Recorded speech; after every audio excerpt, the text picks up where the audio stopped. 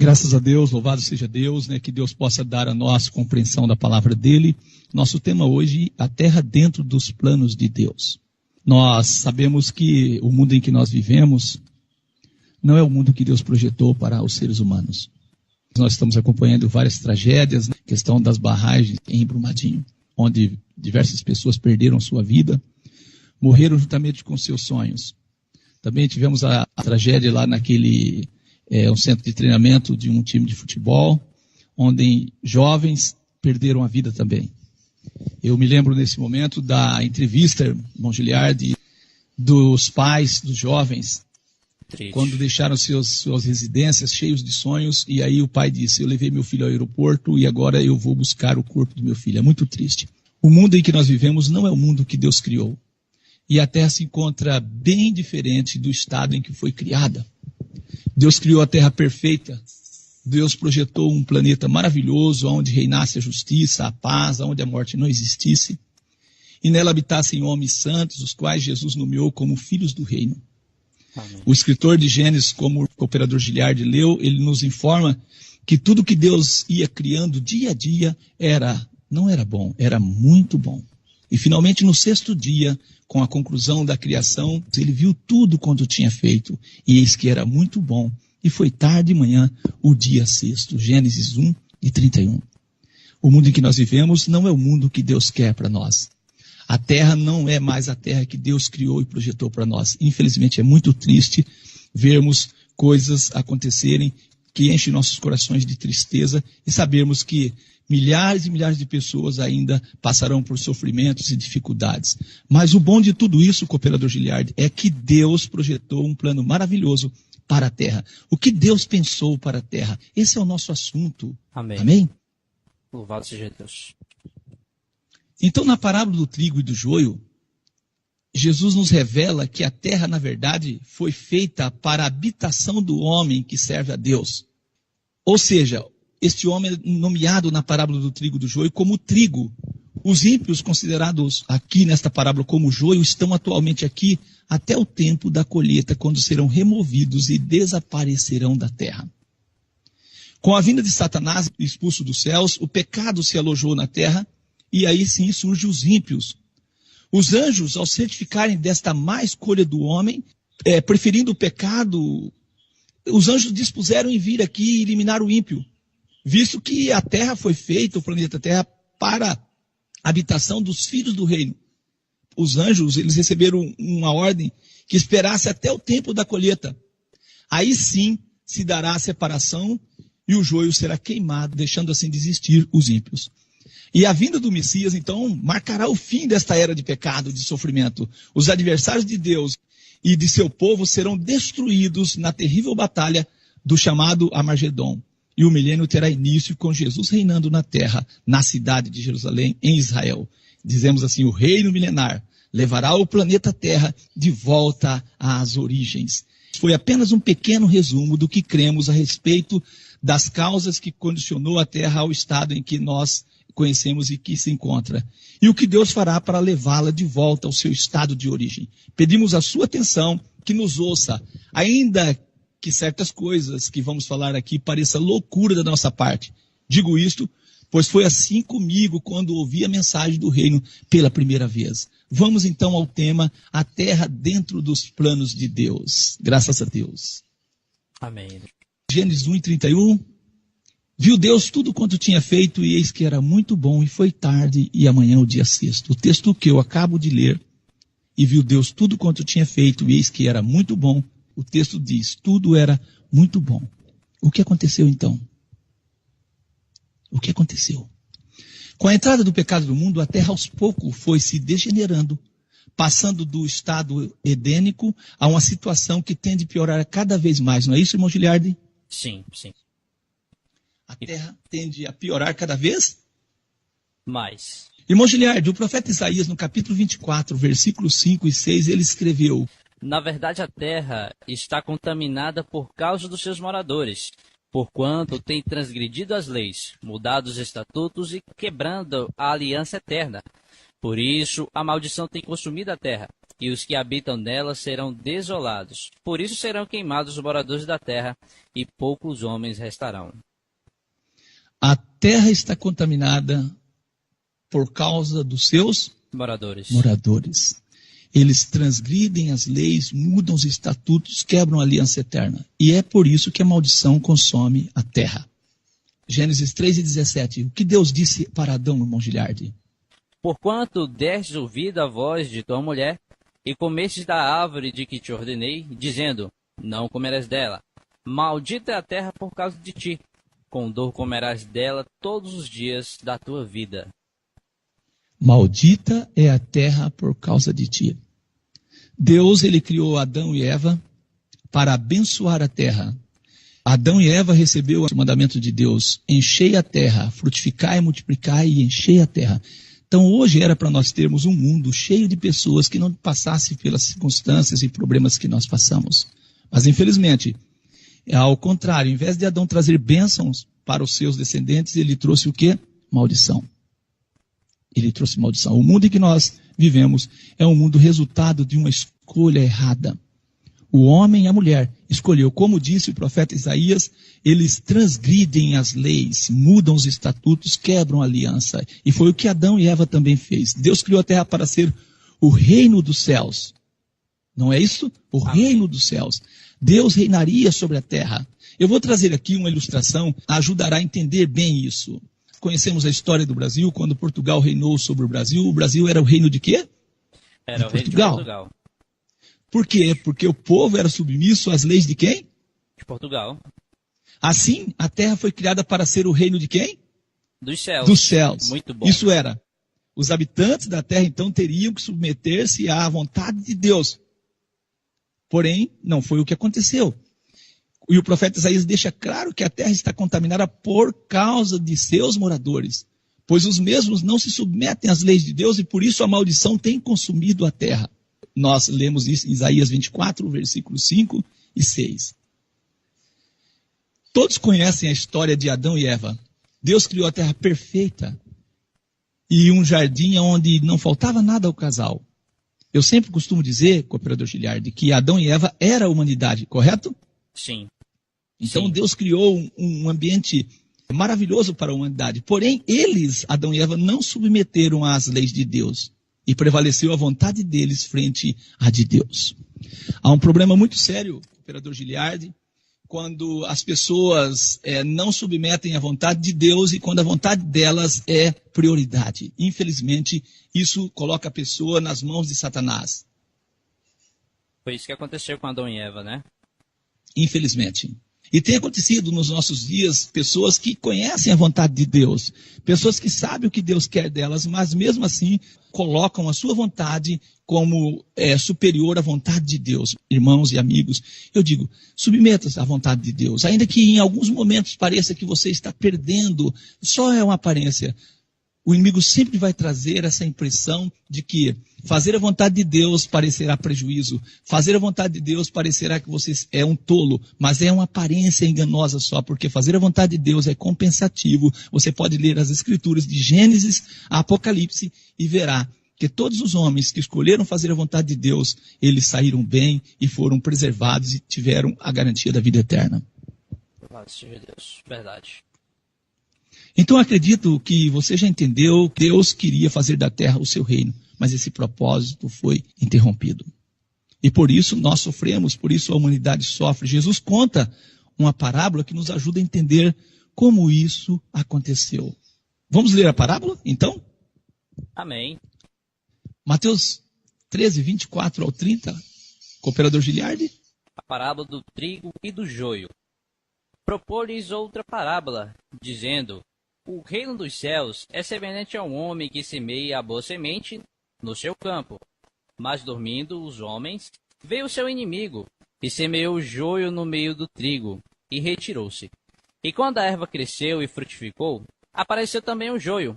E os servos do pai de família, indo ter com ele, disseram-lhe: Senhor, não semeaste tu no teu campo boa semente? Por que tem então joio? E ele lhe disse: o inimigo é quem fez isso. E os servos lhe disseram: queres, pois, que vamos arrancá-lo? Ele, porém, lhes disse: Não, para que ao colher do joio não arranqueis também o trigo com ele. Deixai crescer ambos juntos até a ceifa. E por ocasião da ceifa, direi aos ceifeiros: Colhei primeiro o joio, e atai-o em molhos, para o queimar. Mas o trigo ajuntai no meu celeiro. Mateus 13, do 24 ao 30. Eu acredito que ao contar essa parábola, Jesus estava referindo ao ocorrido no Éden.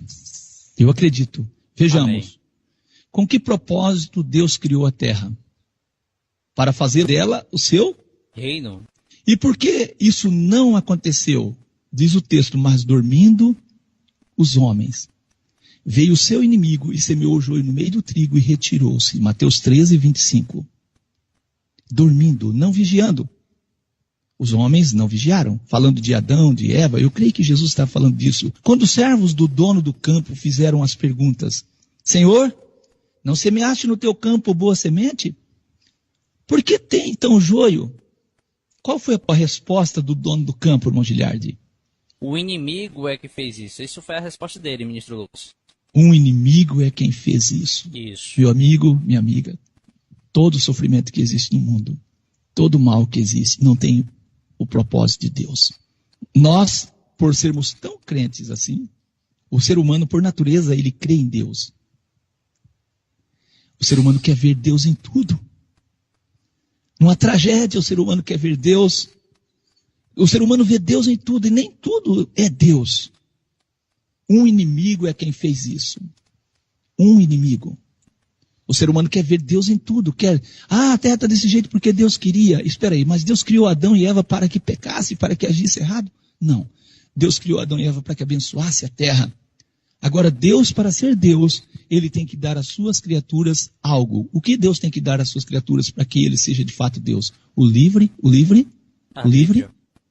O livre o quê? Arbítrio. É isso. O Verdade. livre-arbítrio. Então o inimigo é quem fez isso. O inimigo. Por que fez?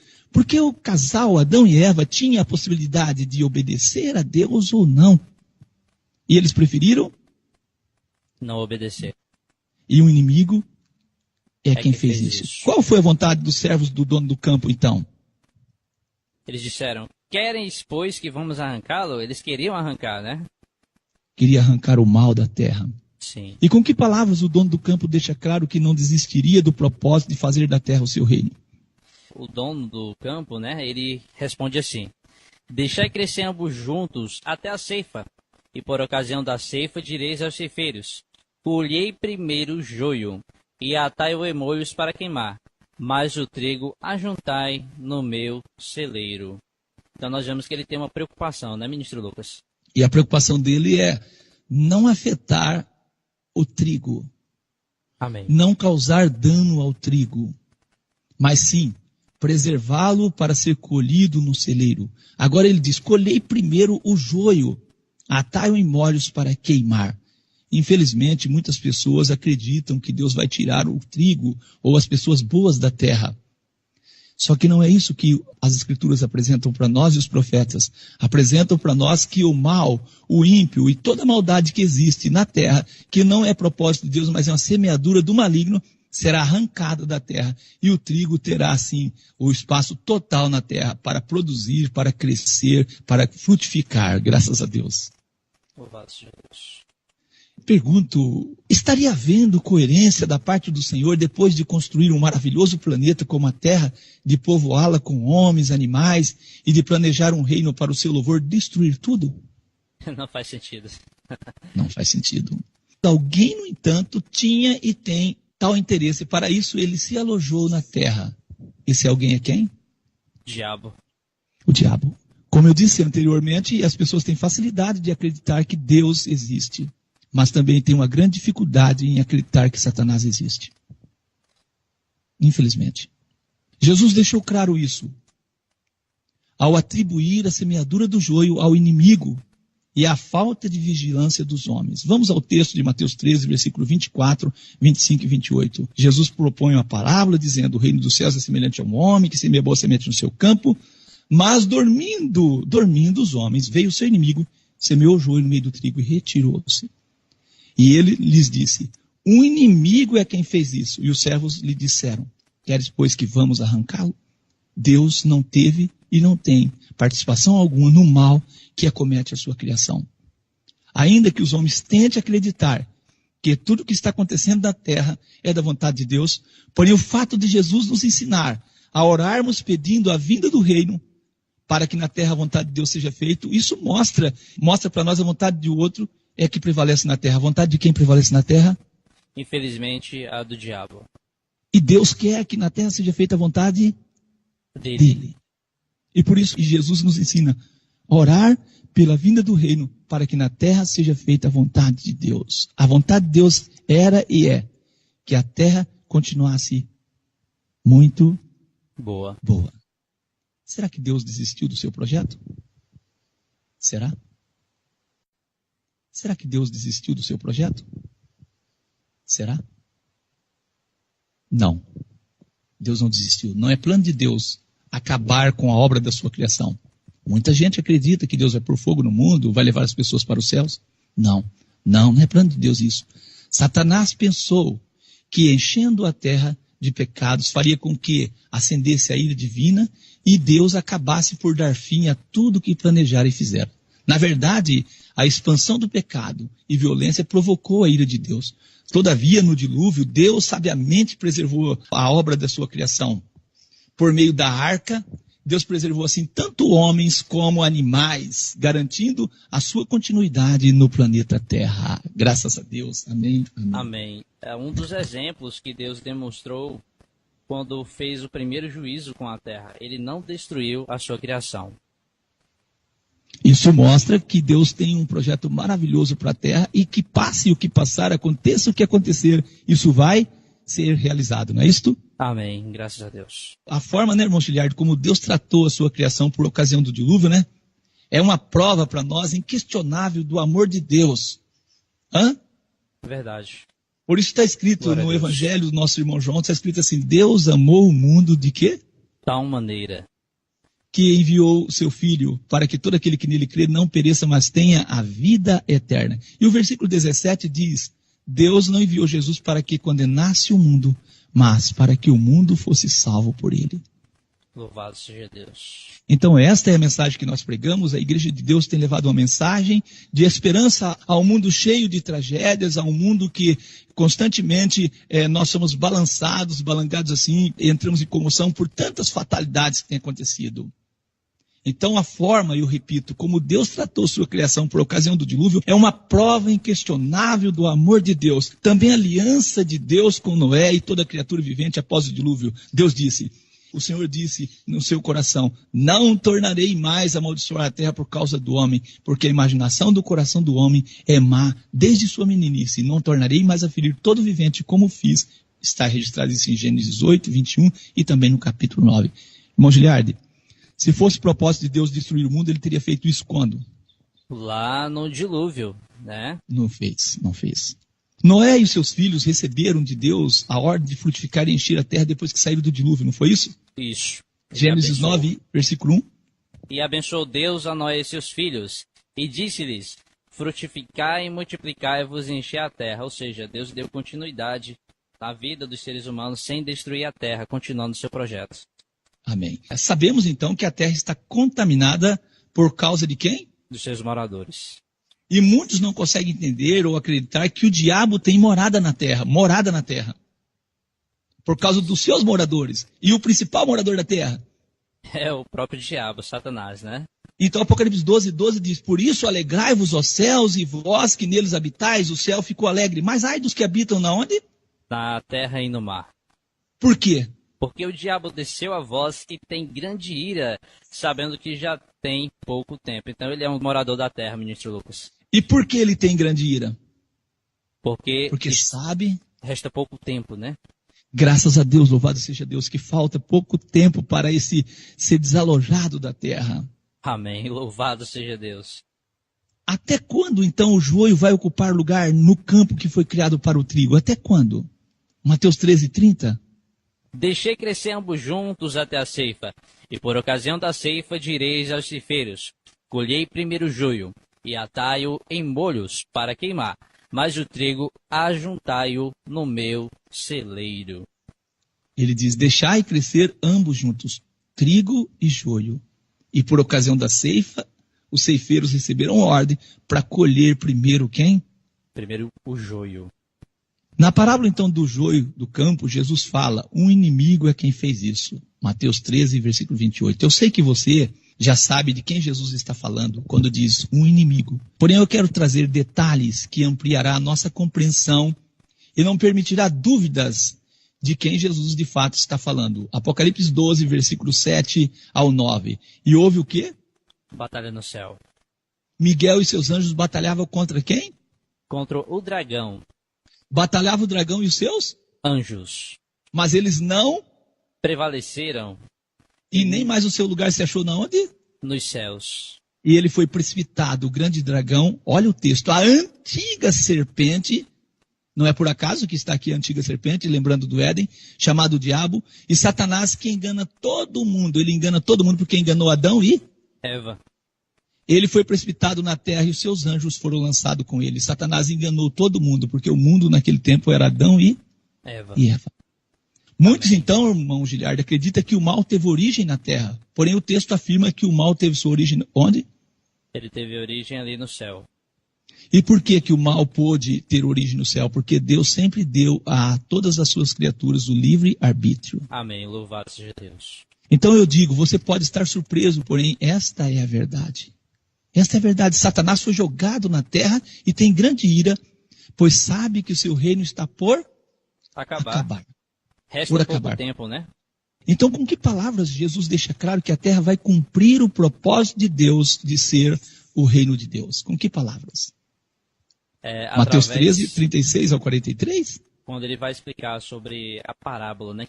Então, tendo despedido a multidão, foi Jesus para casa, e chegaram ao pé dele os seus discípulos, dizendo, explica-nos a parábola do joio do campo. E ele respondendo, disse-lhes, o que semeia a boa semente é o filho do homem, o campo é o mundo, e a boa semente são os filhos do reino, e o joio são os filhos do maligno. O inimigo que o semeou é o diabo, e a ceifa é o fim do mundo, e os ceifeiros são os anjos. Assim como o joio é colhido e queimado no fogo, assim será na consumação deste mundo. Mandará o Filho do Homem os seus anjos, e eles colherão do seu reino tudo que causa escândalo e os que cometem iniquidade, e lançá-lo-á na fornalha de fogo. Ali haverá pranto e ranger de dentes. Então justos resplandecerão como o sol no reino de seu Pai. Quem tem ouvidos para ouvir, ouça. Amém. Então Jesus despediu a multidão, Jesus foi para casa, os discípulos queriam entender o que Jesus estava querendo explicar a respeito da parábola. Ele fala, explica-nos a parábola do joio do campo. E Jesus responde, o que semeia a boa semente é o filho do homem. O campo é quem? O mundo. A boa semente são os filhos do reino, o joio são os filhos do maligno. Então o joio, que são considerados aqui na parábola como filhos do maligno, está ocupando um espaço que não é deles. O joio não foi criado por Deus, Deus não teve interesse nesta plantação. O inimigo que semeou o joio é o diabo. E Amém. A ceifa é a consumação do mundo. O mundo, quando a Bíblia diz consumação, não é o fim do mundo, mas o fim deste mundo satânico, deste governo maligno. E os ceifeiros são quem?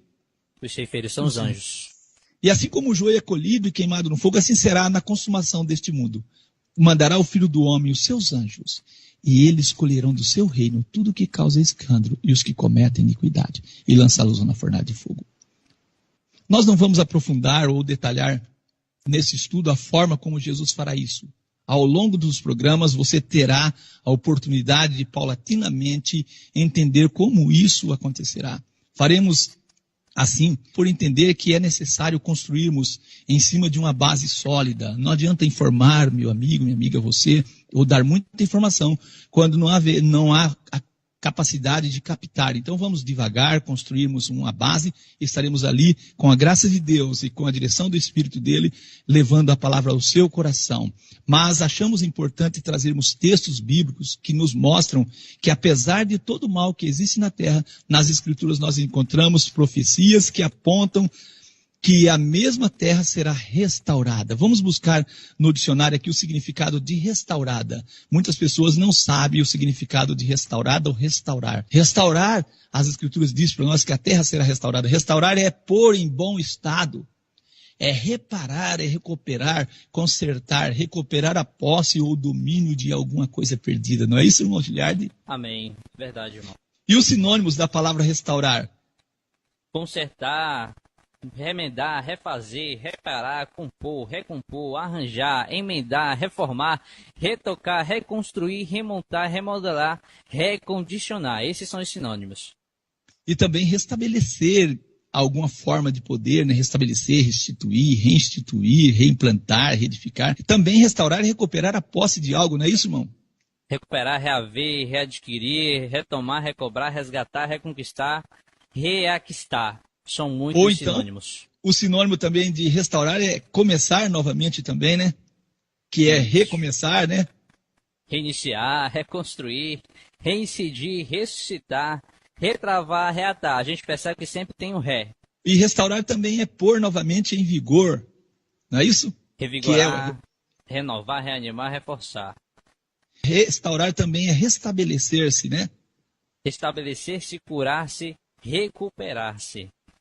Amém. E esse é o sinônimo da palavra restaurar. Deus falou de um tempo de restauração.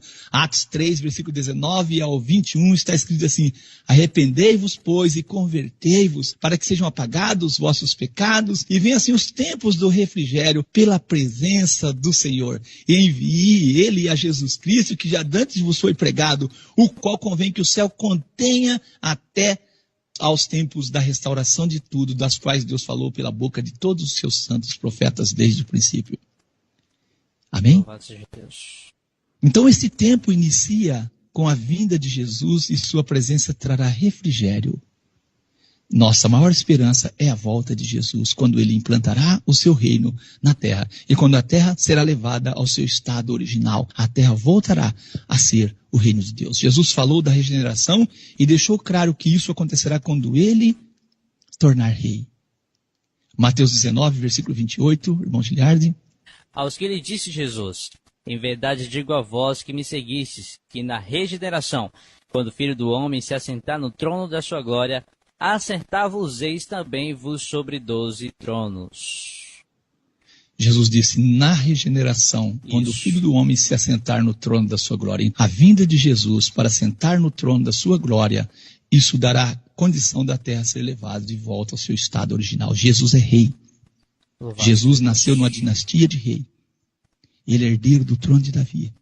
E tudo isso Deus fez para abençoar a terra, fez para salvar a terra. E nós, a Igreja de Deus, pregamos essa mensagem poderosa.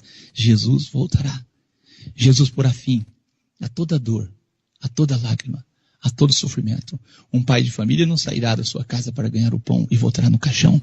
Jovens não perderão a vida, voltarão para suas casas em caixões. Pessoas não terão nem a oportunidade de ser sepultadas, foi o que aconteceu lá em Brumadinho.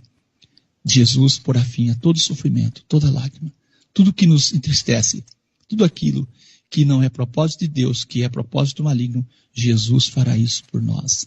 Por isso eu creio, por isso eu oro.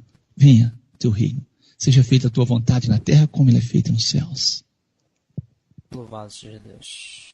E como tudo tem o seu tempo, nesses quase 6.000 anos de história, o efeito do pecado tem trazido muito sofrimento a todos os habitantes da terra. Verdade. Mas em breve, tudo estará em seus devidos lugares, funcionando exatamente conforme o projeto original do nosso sábio Criador.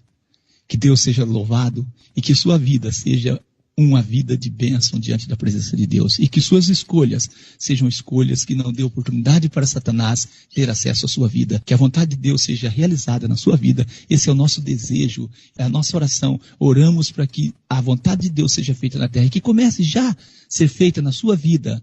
Conforme está escrito em Mateus 6, versículo 9 e 10, Jesus ensinou seus discípulos a orar pela vinda do reino de Deus. Mateus 6, 9 e 10, irmão Giliardi. Portanto, vós orareis assim: Pai nosso que estás no céu, santificado seja o teu nome. Venha o teu reino, seja feita a tua vontade, assim na terra como no céu. Glória a Deus. Então eu convido você que crê no reino de Deus a orar pedindo a vinda do mesmo.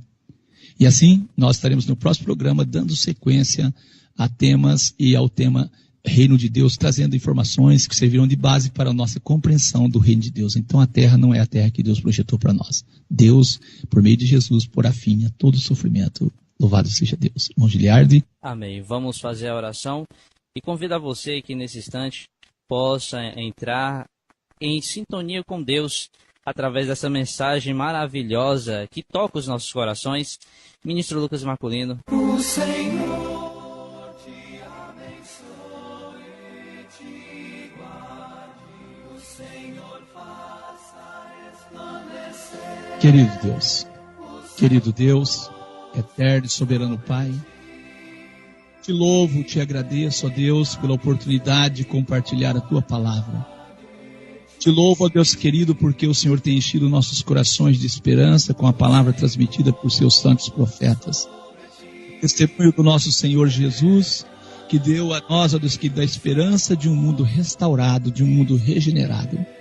Peço nesse momento por cada ouvinte, ó Pai, que eles possam ser abençoados com esta palavra, que as bênçãos do Senhor possam enriquecer o coração de cada pessoa, que cada um possa alcançar de Ti, ó Deus querido, a graça a que necessita, e que acima de tudo a Tua palavra, Senhor, venha achar lugar no coração de cada um. Não cessamos de orar, venha o Teu reino, para que a vontade do Senhor seja feita na terra, como ela é feita nos céus. Te agradecemos por Seu amor, por Sua bondade, ó Deus eterno, pela esperança que enche os nossos corações. Oramos e acreditamos que o reino de Deus dará a nós a condição de vivermos um mundo projetado pelo Senhor Deus. Te agradecemos por tudo, no nome santo do nosso Senhor e Salvador Jesus o Cristo. Amém, amém, amém.